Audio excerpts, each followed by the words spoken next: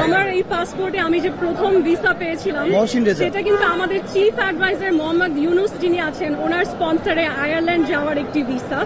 এবং আমার মনে হয় আজকে এই আদালতে যেই পাসপোর্ট জব্দ করে রেখা আছে এটার সাথে শুধু আমার না, আমার দেশ প্রধান যিনি আছেন তারও একটি সম্পর্ক আছে।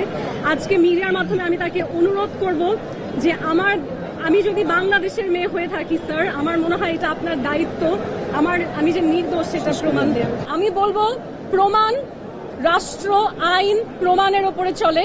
প্রমাণ অনুযায়ী আমি শুধু নির্দোষী নয়, প্রমাণ অনুযায়ী আমি একজন ভিকটিম যার উচিত ছিল জাস্টিস সিক করা।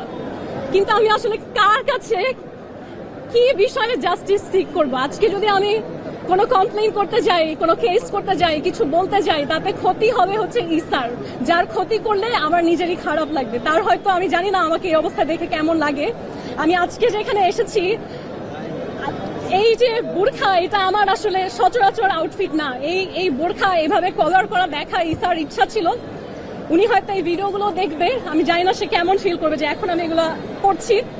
এবং যারা বলে যে আপনারা নিজেরা বলবেন যে একজন পুরুষ মানুষ কোন অবস্থায় একটা নারীকে বোরখা এবং জায়নামাজ গিফট করে, নিশ্চয়ই তার সাথে কোনো খারাপ কুসম্পর্কে এটা সম্ভব না। আপনি একজন মুসলিম হয়ে, উনি একজন সৌদি রাষ্ট্রদূত, উনি মানুষকে হজ ভিসা দান করেন এবং আমার বলাতে উনি একজন অপরিচিত মানুষ যিনি কোটা বৈষম্যের কারণে হজে যেতে পারছিল না, তাকে রমজানে সাহায্য করেছে হজ করার জন্য। সেই মানুষ আমার মনে হয় না তার সাথে কুসম্পর্ক থাকলে তাকে জায়নামাজ গিফট করবে। হ্যাঁ, এটা সৌদি জায়নামাজ, এটা নামাজ পড়ার পোশাক। এবং আমি আপনাদের জন্য একটা জিনিস নিয়ে এসেছি আজকে,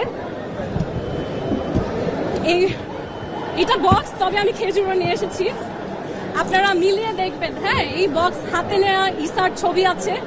তিনি বিএনপিকে এবং বাংলাদেশের গুরুত্বপূর্ণ মানুষদেরকে এই উপহার দিয়েছেন, সৌদি বাদশার খেজুর।